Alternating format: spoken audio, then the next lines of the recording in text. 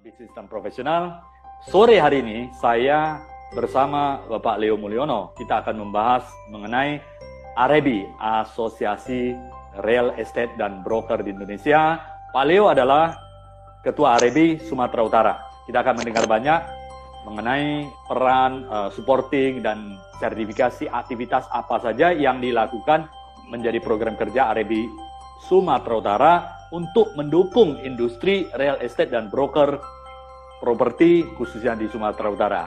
Pak Leo, silakan memulai dengan menyapa teman-teman Instagram, dan Bapak bisa memulai dengan apa sih AREBI ini dan fungsi dan tujuan dan program kerjanya. Silakan Pak Leo. Selamat sore, terima kasih Pak Syajid atas kesempatan untuk kita bisa berinteraksi bersama-sama, dan kepada para kawan-kawan di Instagram, selamat sore. Dan saya rasa hari ini masih hari Minggu, tapi saya rasa tidak mengganggu kita untuk beraktivitas bersama. Baik, saya mewakili kawan-kawan dari AREBI Sumatera Utara sebagai bagian daripada keluarga besar AREBI Indonesia. Kami sebagai Asosiasi Real Estate Broker Indonesia. Nah, untuk Sumatera Utara kita baru terbentuk di Maret tahun lalu. Nah, hingga sekarang kita sudah terbentuk dari 19 agensi yang sudah ada di Medan, sedangkan di Indonesia kita saya rasa lebih dari 1.000, dan itu sudah tersebar lebih dari kemarin terakhir sudah ada 17 ke 18 provinsi yang ada. Nah, asosiasi ini sebenarnya dibentuk untuk kita-kita, terutama untuk kawan-kawan yang memang bergerak di dunia properti agency, nah broker-broker properti ya. Kita bentuk asosiasi ini untuk membantu kawan-kawan sesama agency untuk kita bilang mempermudah mereka mempelajari, kemudian untuk berkonsultasi, kemudian untuk membuka jaringan kita. Jadi kalau dulu ya mungkin kita tahunya broker kita adalah, wah saya biasanya hanya kuasai daerah Medan Barat, makanya saya jual hanya properti di Medan Barat. Nah, sedangkan kita juga tahu kawan-kawan ataupun customer kita yang di Jawa Barat, di Medan Barat pun itu kemungkinan sudah juga memiliki properti atau membutuhkan properti juga di Medan Timur, Medan Utara, atau hingga ke Jakarta dan Surabaya. Jadi kenapa kita lepaskan kesempatan tersebut? Jadi dengan adanya kawan-kawan kita yang baik hanya kita bilang sesama di Medan, kemudian yang juga ada tersebar baik itu Indonesia, Jakarta, Makassar, hingga ke beberapa provinsi lainnya. Kalau ada kebutuhan customer kita, baik itu membeli ataupun menjual, kita bisa membuka jaringan kita. Kita bisa bekerja sama dengan kawan-kawan kita yang sesama profesional di AREBI, keluarga besar AREBI, untuk saling membantu dan membagi rezeki. Gitu, seperti itu. Nah, itu pada dasarnya awal-awal keinginanlah dibentuk suatu keluarga besar AREBI. Kemudian AREBI itu tersendiri juga membentuk suatu tim yang dimana bisa membagi ilmu, membagi training kepada kawan-kawan yang ingin masuk atau ingin belajar menjadi seorang broker agency yang profesional, baik itu dari training, kemudian ada namanya LSP ujian, yang dimana memang sekarang berdasarkan keputusan Menteri tahun 2016 Desember beberapa tahun yang lalu menyatakan bahwa agent properti itu merupakan suatu profesi yang sangat profesional. Oleh karena itu, sesama dan semua broker-broker yang ada di Indonesia harus memiliki profesional, kemudian harus memiliki ilmu yang sudah mapan, yang dibutuhkan, baik ilmu kita bilang communication skill, kemudian closing skill, kemudian juga kita harus tahu masalah hukum-hukum yang dibutuhkan baik oleh kita dan juga oleh customer-customer kita. Kenapa? Kita sebagai agent yang profesional bukan hanya cuma tahu menjual, bukan hanya tahu mempromosikan proyek-proyek atau rumah-rumah yang mau dijual, tapi kita juga harus bisa mewakili customer kita untuk mengetahui legalitas boleh tidak bolehnya, dan apapun yang dibutuhkan untuk membeli atau menjual satu properti tersebut. Kita tidak mau bahwa customer yang sudah mempercayai kita, kemudian meminta bantuan kita untuk mencari satu properti, tetapi terjadi kendala di kemudian hari. Kita tidak mau hal itu terjadi, betul? Nah, oleh karena itu, disinilah Aribi. Kita bentuk suatu keluarga besar untuk mempersiapkan diri, mempersiapkan kita semua, kemudian terakhir juga, saya juga tidak memungkiri, nah, profesi kita itu memang banyak tantangan, banyak masalah di lapangan. Jadi setelah kita belajar, kita mempersiapkan diri, menghindari terjadi masalah-masalah yang jelek terjadi. Namun sekali dua kali bisa terjadi, tapi mudah-mudahan akan ada yang bisa membantu. Terima kasih. Pak Leo, sebelum kita masuk ke dalam program kerja RIB, apa yang keunggulan RIB dan sebagainya, sebagai informasi yang kita bisa berikan kepada para teman-teman Instagram dan sahabat bisnis profesional, ini ada yang bertanya, untuk informasi lengkap harus cari di mana? Mungkin kepastiannya dari segi RIB sendiri, Asosiasi Real Estate and Broker Indonesia, khususnya di Medan, Sumatera Utara ini. Dan kemudian untuk saya bisa mengira mungkin yang dimaksud adalah untuk informasi properti lengkap, misalnya tentang tadi yang ada dikatakan Pak Leo bahwa teman-teman yang ingin ada yang mengetahui dengan informasi properti di Medan Barat, ada yang Medan Utara dan sebagainya, bagaimana bisa mendapatkan informasi keseluruhan sehingga bisa memberikan feedback dan informasi yang lengkap pada calon konsumen, sehingga ini menjadi sebuah one stop solution service yang bisa diberikan kepada para calon customer yang ingin mendapatkan layanan informasi tentang real estate dan properti. Silakan Pak Leo. Baik, untuk di Sumatera Utara, di Medan khususnya,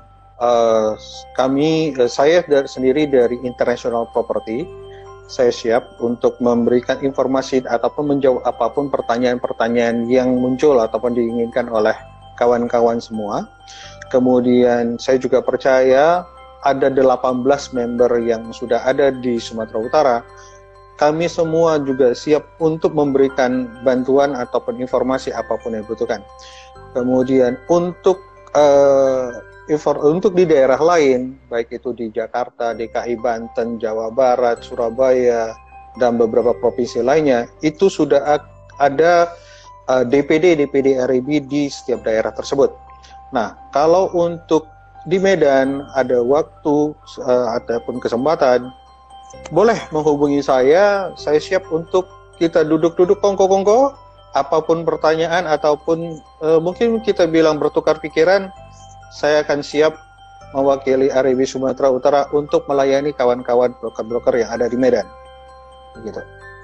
Baik, informasinya semoga memberikan manfaat. Nah, kantor RIB sendiri Pak, di mana bisa? Mungkin ada teman-teman yang ingin menjadi broker agensi di real estate dan property, di mana bisa berdiskusi?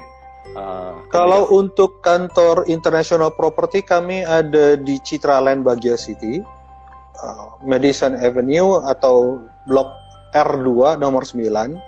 Kemudian ada kawan kita juga dari Meta, kemudian dari Era Ascot.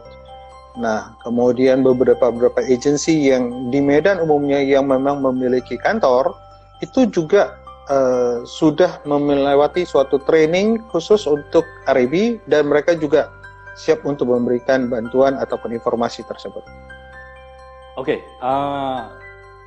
Teman-teman mungkin ada yang ingin mengetahui RIB lebih lanjut ya, lebih detail lagi.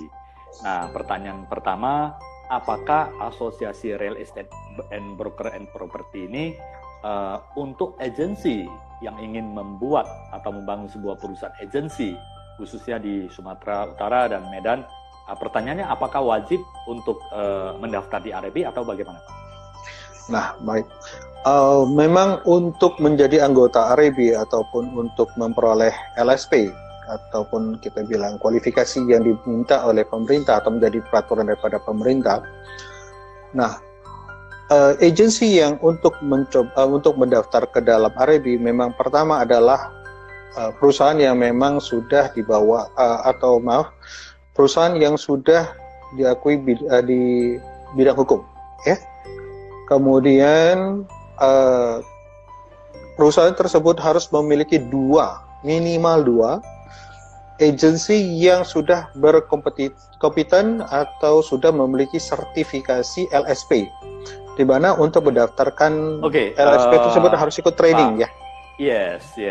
Nah, sebelum masuk ke sana, Pak Leo bisa ceritakan sedikit nggak LSP, procedural training dan sebagainya, sampai menjadi seorang dikatakan dia adalah seorang broker atau agensi properti yang profesional. Bagaimana caranya untuk sertifikasi? Untuk training, memang kita bekerja sama dengan beberapa instansi yang terkait, dan baik Arebi sendiri juga memang memiliki tim yang siap untuk memberikan training tersebut, dan training ini selama ini kita lakukan secara bertahap untuk mengunjungi kawan-kawan yang ada di setiap daerah. Nah,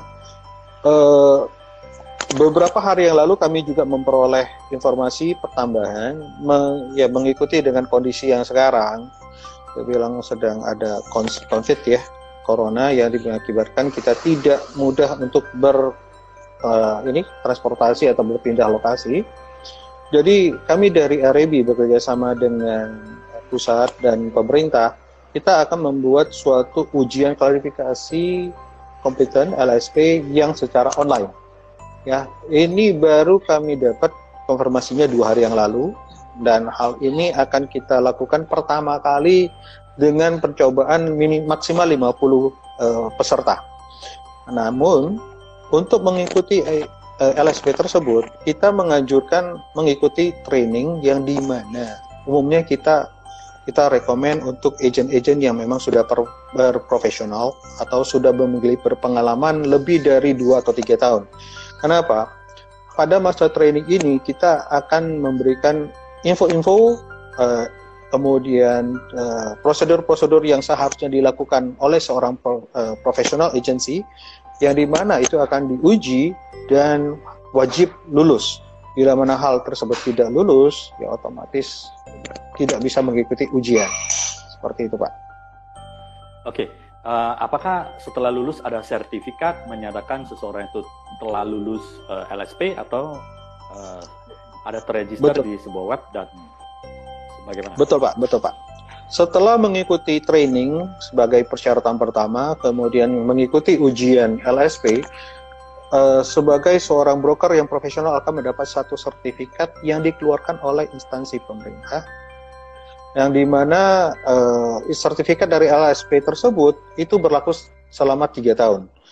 Setiap 3 tahun, agen yang tetap aktif masih boleh memperpanjang sertifikat tersebut, tapi tetap mengikuti prosedur ujian.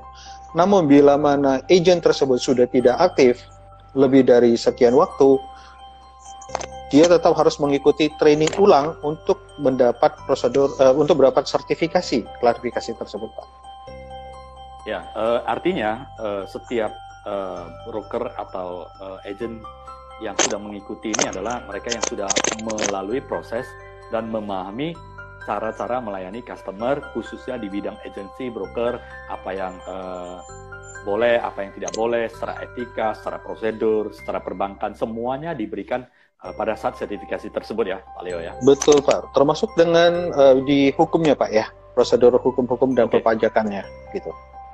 Oke, Pak Leo, jadi untuk broker dan agensi properti, pertanyaan kita lanjutkan sebelumnya, apakah semua agensi itu wajib atau bagaimana? Atau hanya disarankan untuk mengikuti Asosiasi Real Estate Broker Indonesia? Jikalau menjadi asosiasi, benefitnya seperti apa?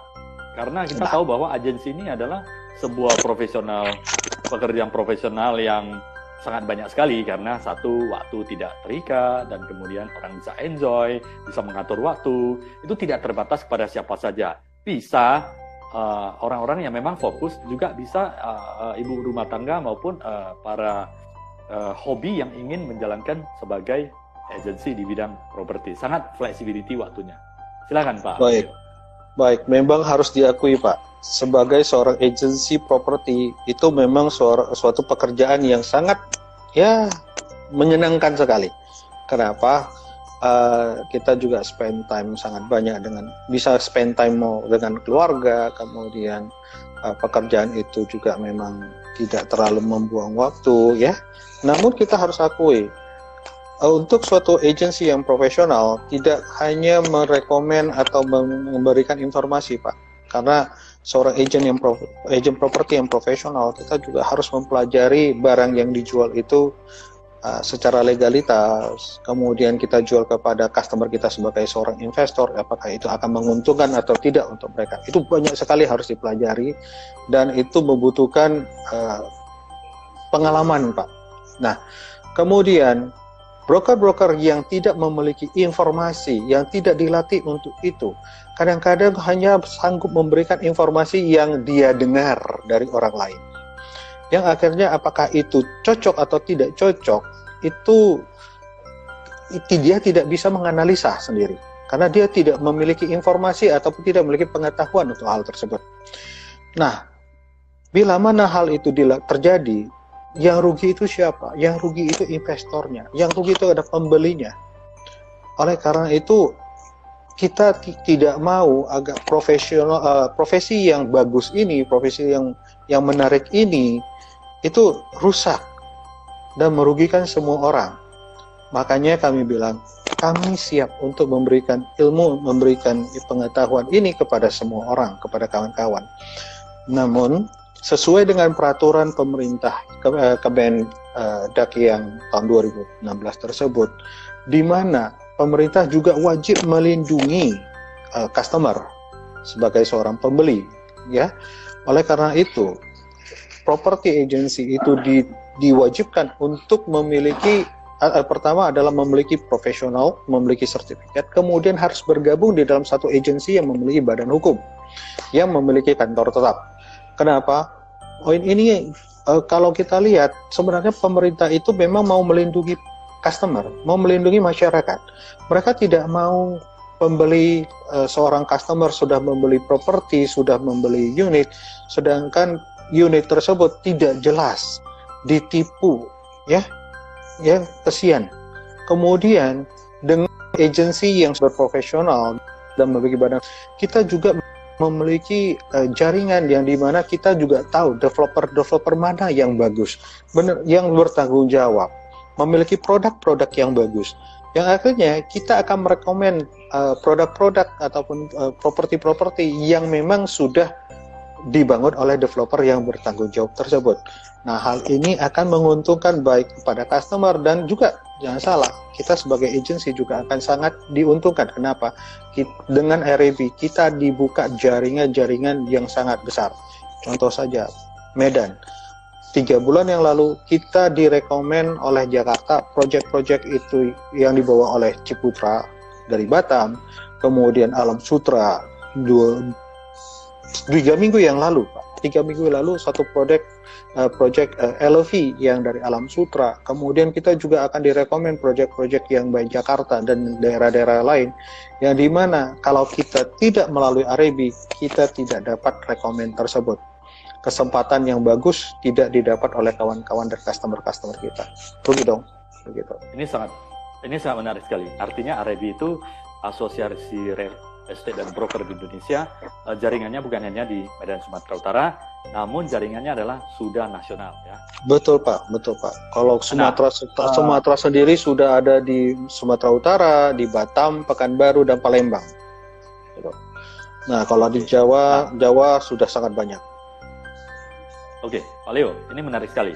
Sebagai agent properti yang profesional, dari yang dia lakukan sebagai untuk melayani customer dengan baik, itu kriterianya atau persyaratan dikatakan dia adalah sebagai agensi yang profesional itu seperti apa? Apakah yang pertama komitmen, dan kemudian yang kedua adalah dari segi cara berkomunikasi dan sebagainya yang menurut standarisasi RAB?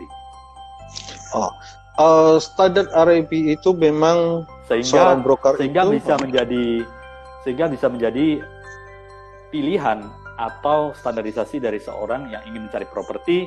Dia bisa melihat kriterianya yang standarisasi seperti apa. Silakan Pak Leo. Wah, kalau training jujur Pak, property agency itu klarifikasinya sangat luas Pak. Karena kita juga harus sebagai seorang sales, kemudian kita juga harus sanggup menjadi seorang konsultan kepada customer tersebut. Nah, kemudian kita juga kadang-kadang juga sebagai kawan, kita bilang kawan kepada customer kita untuk konsultasi masalah hukum-hukum ataupun prosedur-prosedur hukumnya juga, Pak. Jadi ilmu yang harus dikuasai oleh seorang properti itu sangat luas. Kemudian seorang property agency kita juga contoh untuk menjual suatu project, kita bilang project premier ya, investor baru. Nah, kita juga harus bisa membaca project yang akan dibangun ini apakah akan bagus karena marketnya di sini seperti apa, akan dibangun apa di sana, akan dapat profit bagaimana, kemudian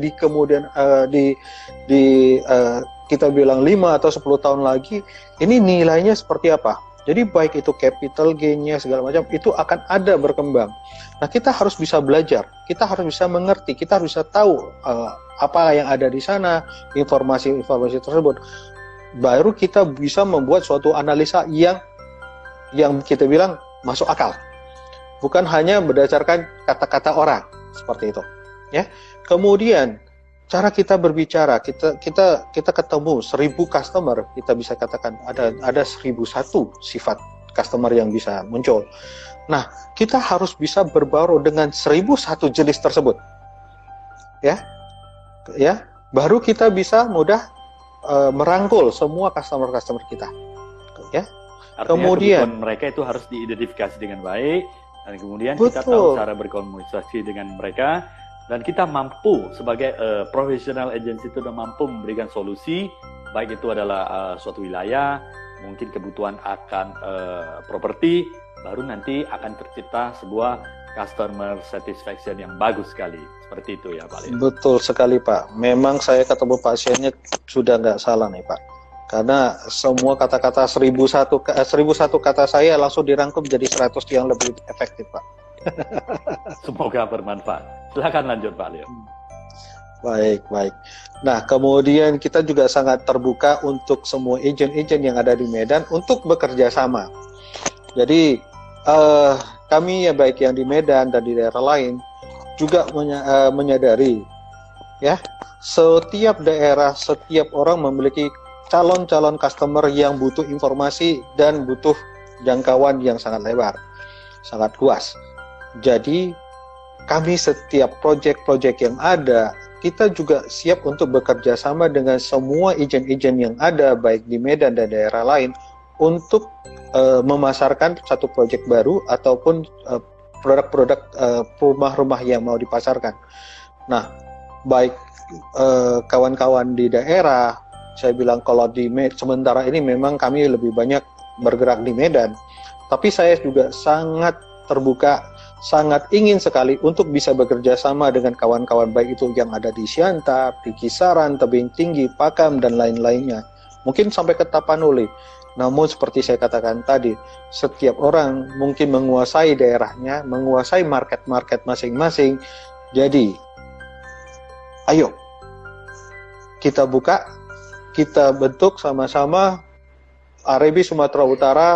Kita rangkul semua kawan-kawan baik itu di Medan, baik dari daerah lainnya, agar apa? Anda bisa dapat produk yang bagus baik itu di Medan, walaupun Anda masih di rantau Prapat.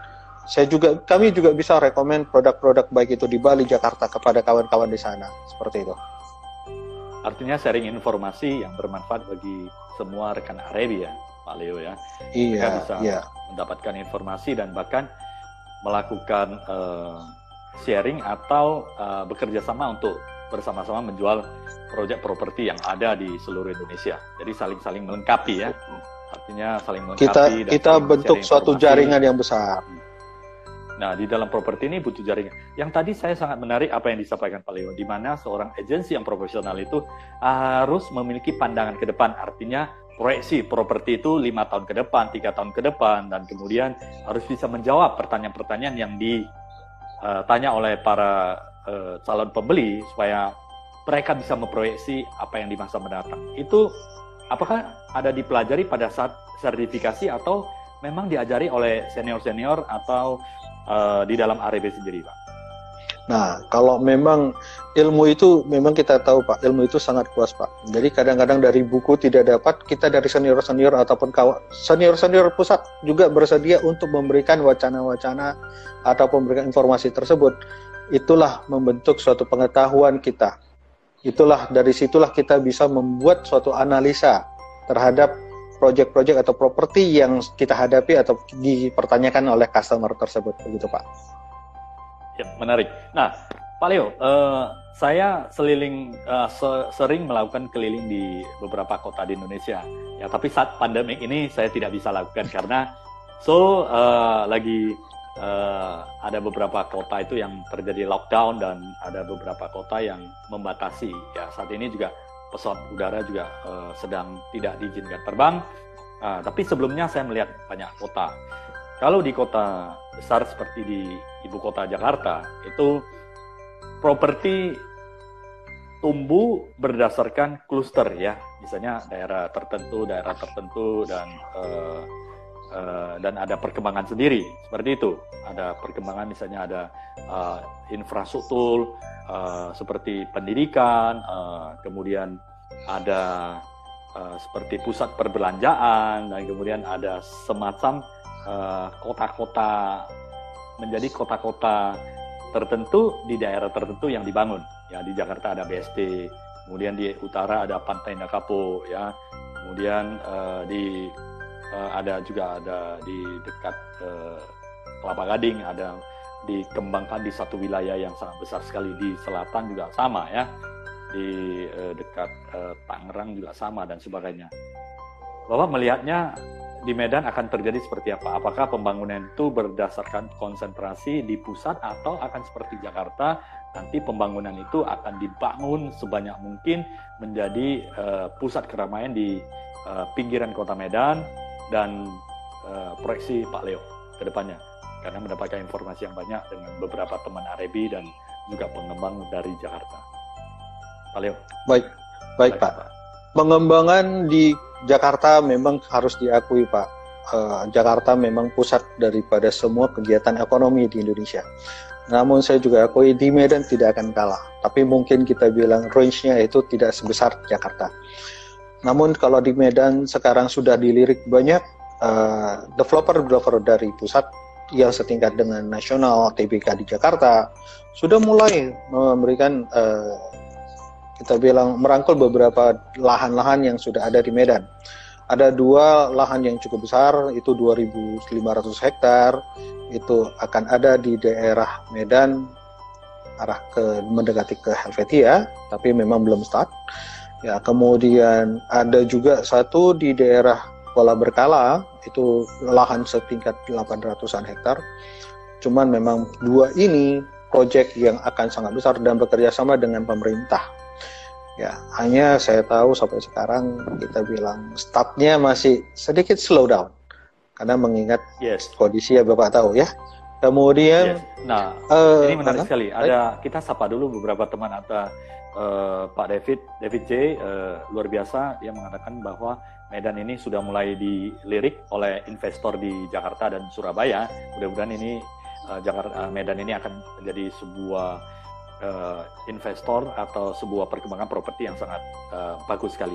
Dan kemudian bertanya juga Pak, ada yang bertanya saat ini prospek properti seperti apa? Kita tak mengetahui bahwa sekarang di era pandemik ini a little bit slow dan sedikit projection ke depannya, dan proyek-proyek apa yang bisa memberikan, apakah mereka yang mau investasi, apakah teman-teman yang mau melakukan membeli untuk pribadi, kebutuhan untuk dan sebagainya. Yes, silakan Pak Leo. Baik.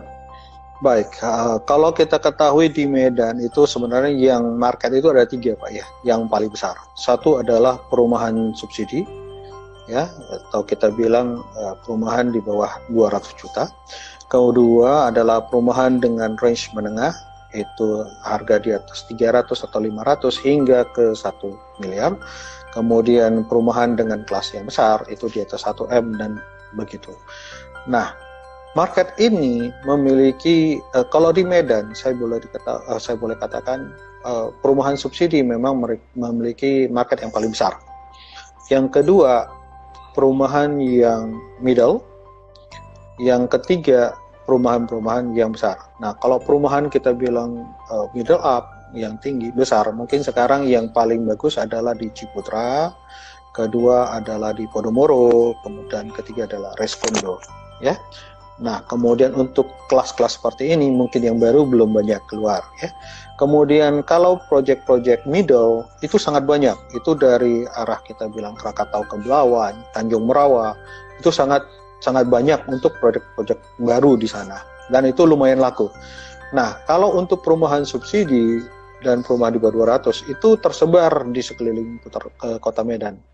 Nah, kemudian kita bilang karena masalah ke corona artinya mengakibatkan banyak terjadi keterbatasan pelaksanaan sesuai yang kita lakukan selama ini, ya. Nah, baik itu dari pemerintah, bank dan properti, baik itu developer dan agensi, kita lihat sekarang orang mulai mencoba merubah cara kerjanya. Jadi mungkin dulu kita bilang face to face, ya, one by one. Sekarang orang mencoba dengan konsep media sosial, ya, sosmed, ya. Baik itu kita lihat sekarang ada yang buat iklan, ada yang buat video dan sejenisnya. Kemudian penggunaan Instagram, Facebook itu juga sudah sangat kita bilang jadi prioritas yang utama. Nah, saya rasa hal ini juga akan merubah market baru. Nah, hal ini juga kita akui dari Arebi, kita juga mulai memfokuskan. Awalnya kita bilang ini sebagai opsi kedua, tapi sekarang kita harus menyadari digital marketing justru kita rubah menjadi opsi yang pertama sekarang. Apalagi kita bilang semua lini, kondisi Pak. Sekarang ini, semua ya. lini. Iya. Ya, semua lini saya merasakan. Beberapa klien saya di seluruh Indonesia sudah main di digital marketing, ya. Kalau untuk branding, Facebook, Instagram, YouTube itu sangat aktif sekali karena ini adalah kita memasuki era survival mode. Kita harus ready untuk survive baru, ya. Pandemi ini. Ya, betul, survival betul. Kita masuk the era the new normal di mana kita tidak bisa leluasa untuk berinteraksi dengan beberapa customer dan sebagainya. Namun dengan digital marketing ini akan melakukan akses termasuk web, termasuk marketplace, termasuk beberapa digital transportasi atau ekspedisi yang akan sangat membantu. Sama juga yang dilakukan oleh properti. Majority akan melakukan hal yang sama. Iya. Pak Leo, untuk saya lanjut ke berikutnya. Kita tahu bahwa properti arah trennya apakah ke mana, Pak? Apakah ke komunitas tertentu seperti milenial? Saya pikir sekarang ini orang untuk investasi properti sudah mulai melirik kepada yang milenial, ya Pak, ya, karena milenial ini adalah suatu porsi yang sangat besar di Indonesia. Kita adalah bonus demografi di mana sampai 2040 usia milenial ini adalah usia yang sangat produktif di Indonesia dan akan memacu pertumbuhan ekonomi yang sangat besar. Nah, bagaimana Pak Leo dan Arebi itu melihat potensi di milenial ini? Apakah sudah dipersiapkan sebuah program perumahan untuk para milenial? Betul. Kita juga sangat mengakui bahwa market milenial sekarang inilah yang memang market yang sangat besar dan sangat mempengaruhi market baik apapun itu yang ada di dunia ini, di Indonesia, ya, terutama. Nah, untuk proyek-proyek milenial banyak yang sekarang justru melakukan pembangunan proyek-proyek seperti apartemen, ya, kemudian kita bilang lebih condong ke perumahan yang tipikal rumah yang tidak terlalu besar. Nah, berbeda dengan kita bilang itu, ya, Pak, ya. Minimalis dan mungkin tidak terlalu dan tipenya itu tidak terlalu berapa, besar. Ya, yang dicari menurut market yang ada di khususnya Medan, Sumatera dan di Indonesia, fokus itu range harganya berapa menjadi dambaan para milenial? Kalau untuk di Medan, saya melihat ini sekarang market di antara 200 sampai ke 500 atau 600-an. Itu merupakan market yang paling bagus, yang sangat diincar. Kemudian itu juga yang saya lihat dari bank juga melirik. Dan bank juga akhirnya memberikan KPR milenial malahan. Dengan konsep masing-masing. Seperti apa? Rata-rata, oke. Umumnya orang milenial lebih mengincar daripada cicilan atau KPR yang panjang dengan DP mungkin tidak terlalu tinggi. Makanya sekarang kita lihat KPR itu memiliki DP 10 hingga 15% atau sampai ke maksimal 20% seperti itu. Nah, dan itu didukung oleh bank mana saja? Apakah pemerintah, apakah bank swasta, ataukah seluruh bank ikut memberikan program untuk milenial? Program milenial itu saya lihat sudah dilirik oleh semua bank dan sudah ada persiapan dari tahun 2019 malahan. Begitu juga dengan kami, Pak. Luar biasa. Nah, ini pertanyaan berikut, Pak. Itu berdasarkan saya melihat fenomena sekarang kan seperti office sudah bergerak kepada co-working space, di mana ada beberapa perusahaan yang menyediakan working space untuk para pengusaha atau pebisnis, mereka yang ingin memulai usaha, sehingga bisa menawarkan sebuah kantor virtual dan kantor bersama, co-working space. Kita tahu sudah ada beberapa di Medan, kalau di Jakarta sudah banyak, Surabaya juga sama. Dan itu apakah ada pengaruh terhadap penjualan ruko atau semacam office tower untuk masa yang akan datang? Nah, dengan adanya virtual office dan office space seperti itu, justru menambah market, Pak, malahan, Pak. Jadi kalau di Jakarta, apakah di ruko itu untuk penjualan ruko itu ada sedikit menurun karena office space, atau malah penjualan ruko ini menjadi semakin tidak terimpact atau bagaimana? Nah, memang kita bilang penjualan sedikit berubah, ya. Kalau dulu banyak penjualan mungkin orang membeli ruko untuk membuka toko, Pak, ya. Tapi sekarang orang justru membeli ruko membuka kantor, ya. Untuk membuat office space, Pak.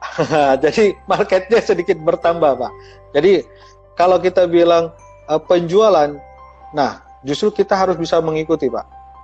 Nah, dengan pembangunan ruko-ruko baru, nah kita justru membuat kita membentuk konsep-konsep yang baru kepada mereka. Ruko itu bukan hanya untuk buat toko dan ditempati, tapi sekarang justru Anda butuhkan ruko yang baru untuk dibuat virtual account yang baru. Studio service kita bilang ada yang membuat seperti hotel yang baru, ya. Kemudian ada yang dibeli ruko itu justru digunakan sebagai kantor-kantor virtual seperti itu. Jadi marketnya justru baru, Pak. Jadi kita bilang pembangunan market itulah ilmu yang harus kita dapat. Akhirnya dengan seperti itu kita tahu market yang baru itu apa yang bisa kita jual, Pak. Jadi kita tidak stagnan di satu posisi saja, begitu, Pak. Nah, kalau kita bilang penjualan tidak akan rugi, Pak. Tidak akan ada dihentikan, Pak. Itu tambah ilmu, tambah banyak yang market yang bisa kita jual, begitu. Ya, walaupun ya perkembangan secara teknologi, secara virtual itu juga seiring dengan perkembangan dan support dari properti, khususnya perkembangan teknologi untuk mendukung dunia bisnis dan usaha ke depannya. Nah, untuk range milenial 200 sampai 600 juta seperti itu. Nah, range milenial untuk perumahan, biasanya milenial ini untuk mereka tinggal sendiri atau investasi biasanya? Kalau milenial itu biasanya mereka perlu itu rumah yang cukup bagus, lokasinya. Kalau ada milenial sekarang ya, mereka maunya rumah itu tidak wajib di dalam kota karena itu harga terlalu mahal. Jadi mereka mencari itu rumah baru yang memang suasananya menyenangkan, tapi aksesnya sangat mudah. Oke? Nah, karena milenial sekarang banyak yang saya lihat justru kerjanya bukan hanya terpaku di satu tempat, itu bahkan mobilize sampai ke beberapa kota. Jadi bagi mereka adalah akses ke bandara, akses ke tol, atau akses ke tempat-tempat lain, itu yang dipentingkan. Bahkan yang sekarang dibutuhkan yang kedua adalah area di tempat tinggal dia itu baik itu kita bilang aman, dan kedua adalah tempat nongkrongnya ada. Otomatis dengan seperti itu komunikasi. Tapi saat ini nggak bisa, Pak. Ya, yang penting kalau Saat begitu ini yang kita sekarang bisa, adalah home smart-nya yang baru, Pak. Yang betul adalah home wifi-nya smart-nya harus lebih artinya- tinggi, Pak. Sekarang tidak, Pak. Tempat nongkrongan juga sekarang sama. Tempat ini ada wifi tidak. Kalau tidak ada wifi, saya rasa saya nggak cocok duduk di sana. Kalau sebelumnya sembako adalah beras dan makanan, sekarang wifi juga adalah the next sembako. Artinya tanpa Iya, wifi itu adalah sebuah kebutuhan. Ya, tempat Betul. nongkrong, wifi dan sebagainya adalah tempat sebuah kebutuhan. Seperti itu, tanpa wifi kita udah sangat kesulitan. Apalagi di era pandemi ini, mungkin kita akan kehilangan banyak sekali informasi. Malah di pandemi ini kegiatan saya bertambah banyak, Pak. Bertambah banyak karena saya bisa mengatur live dan melakukan webinar itu yang sebelumnya bisa seminggu sekali 2 kali, sekarang bisa 1 hari itu 2 kali, Pak. Oh, wah, hebat, Ya, hebat, nah, hebat.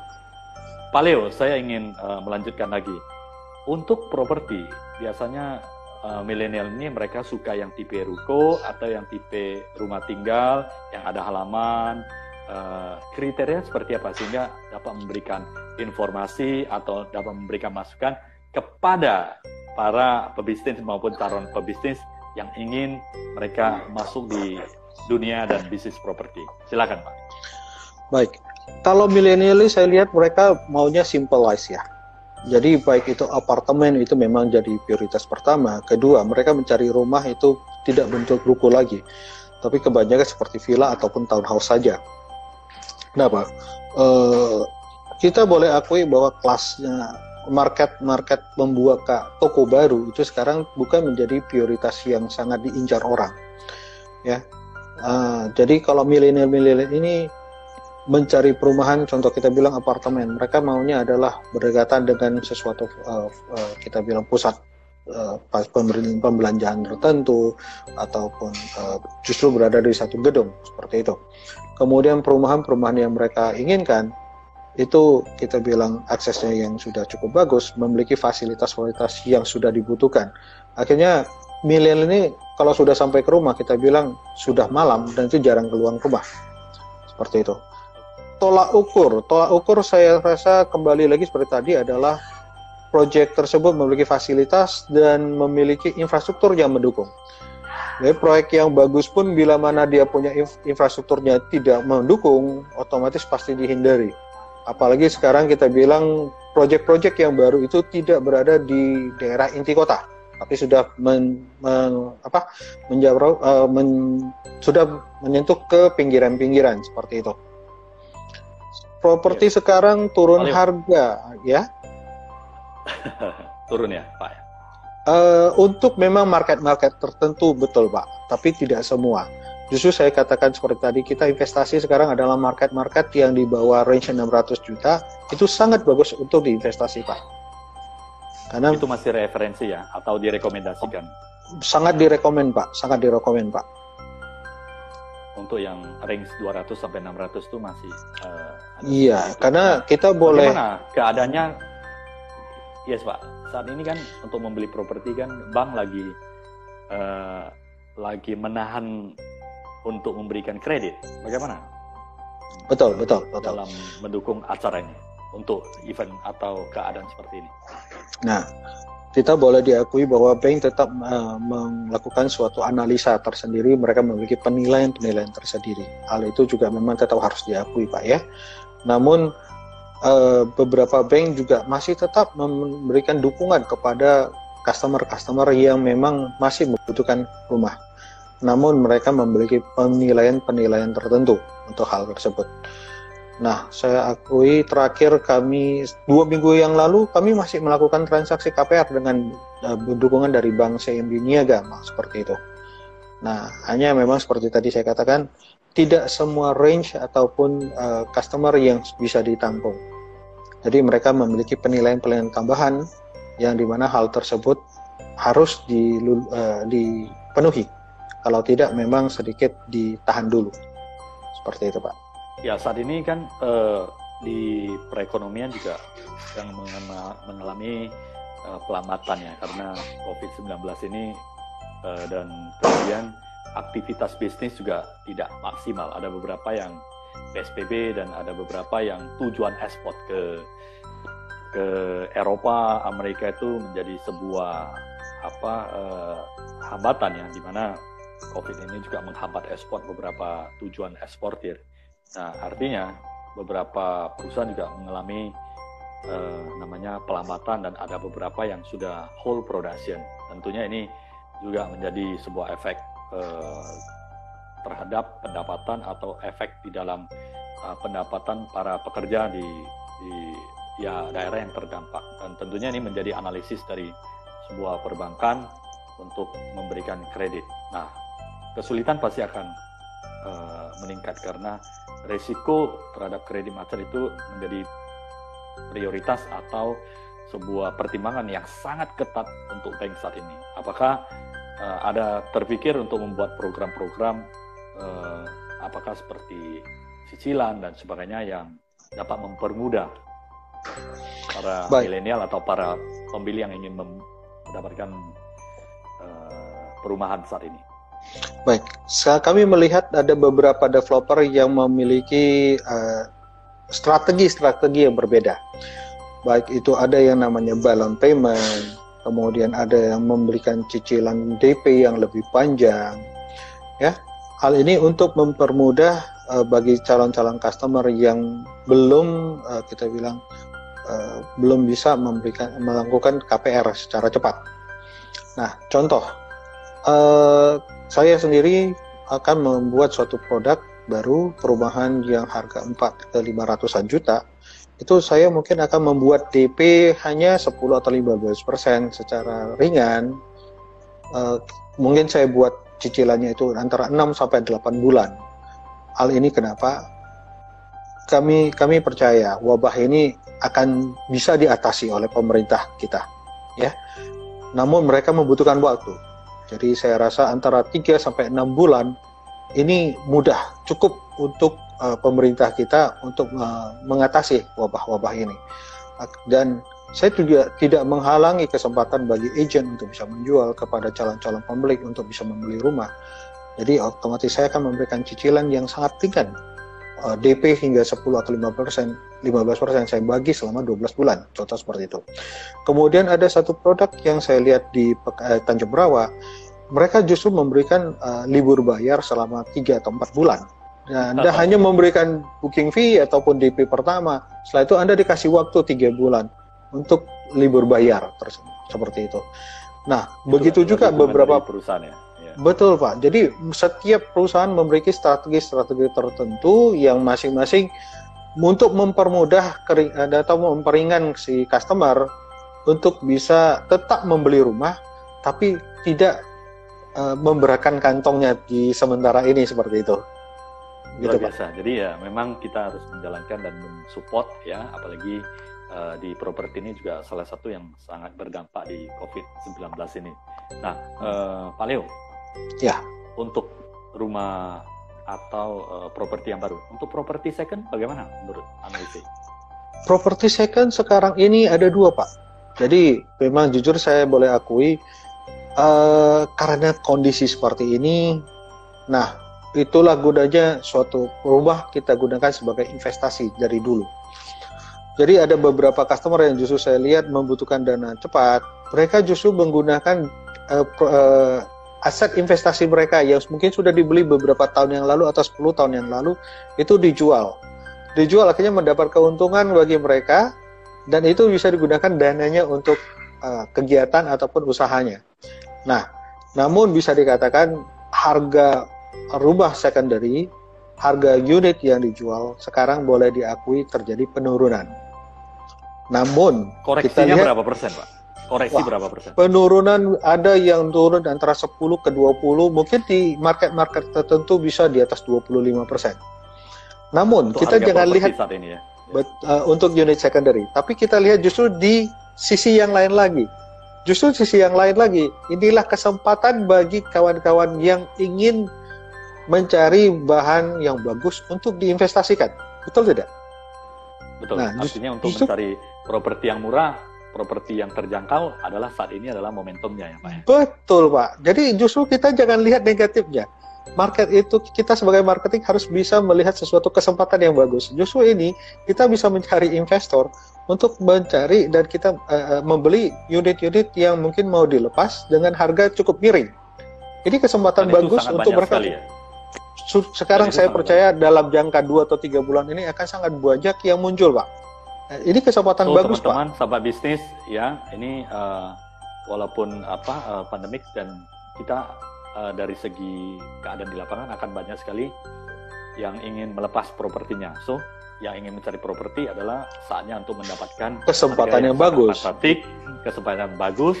Dan Pak Leo, apakah RMB ada mengatur terhadap atau melakukan di bawah asosiasi untuk yang penjualan rumah secondary? Ada Pak, atau kita rumah baru. Oh, kalau RAB itu memang kita katakan adalah market yang sangat besar. Jadi kita baik rumah subsidi, baik itu rumah secondary, rumah primary, tanah coupling hingga pabrik-pabrik pun kita bisa jual, Pak. Luar biasa. Semoga kehadiran RAB di Sumatera Utara ini memberikan dampak yang positif sebagai media informasi untuk yang kepengen mencari properti dan kemudian yang ingin menjual properti, dan juga sebagai media untuk melakukan pelatihan terhadap para agent atau broker properti sehingga mereka menjadi lebih profesional di dalam melayani masyarakat yang ingin mencari properti. Oke, Pak Leo, tidak terasa waktu kita sangat cepat berlalu. Ini kita sudah hampir 1 jam dan ada satu pertanyaan lagi yang mungkin Pak Leo akan jawab. Pak Leo, secara pribadi, jika cuma boleh pilih satu, pilih produk yang mana? Ruko, villa, atau commercial estate untuk investasi? Karena mungkin kita tahu bahwa kita dapat mendapatkan harga yang sangat luar biasa sekali, tapi pilihannya untuk jangka panjang. Ketiga ini, pilihan Bapak seperti apa? Nah, memang begini Pak. Untuk ruko, villa, komersial, oke, masing-masing memiliki market ya Pak ya. Jadi kalau ruko itu... Bapak pilih yang dipilih satu. Nah, kalau untuk investasi jangka panjang, saya memang akan memilih commercial estate, Pak. Commercial estate ya? Commercial estate. Kenapa? Lebih produktif ya? Produktif jangka panjang. Produktif jangka panjang. Karena seperti itu, Pak. Karena dia akan memberikan rental income dan juga bisa capital gain-nya, Pak. Jadi dia dapat dua-dua, Pak. Begitu. Jadi ada aspek komersial dan bisnis itu menjadi pilihan utama ya. Oke, betul. Pak Leo, waktu kita tinggal 2 menit. Untuk Bapak dapat sampaikan dari sisi R&D atau dari sisi untuk properti, para broker dan yang ingin investasi maupun yang ingin menjalankan sebagai agensi properti. Silakan Pak Leo. Baik, kepada kawan-kawan semua, saya katakan kita harus bisa, kembali lagi saya katakan kita harus bisa melihat sesuatu dari dua sisi. Jadi memang wabah ini memberikan efek kepada dunia ekonomi kita yang cukup keras. Namun di sisi yang lain lagi kita harus bisa melihat kesempatan yang bisa kita ambil di masa-masa ini. Kesempatan ini kalau kita bisa ambil itu akan menguntungkan kita. Baik. Jadi Jadi jangan sampai terlepas dari bapak-bapak ini. Begitu saja. Jadi saya rangkum sedikit, walaupun krisis, ya setiap krisis itu ada danger dan ada kesempatan. Jadi kita harus melihat kesempatan, dan semoga pembicaraan saya bersama Ketua RAB Sumatera Utara, Bapak Leo Mulyono, ini bermanfaat bagi sahabat bisnis profesional, teman-teman semuanya. Salam sehat, salam sukses selalu, mari jaga kesehatan, dan tetap optimis untuk kedepannya. Terima kasih Pak Leo. Terima kasih Pak Senen, terima kasih kawan-kawan semua. Salam.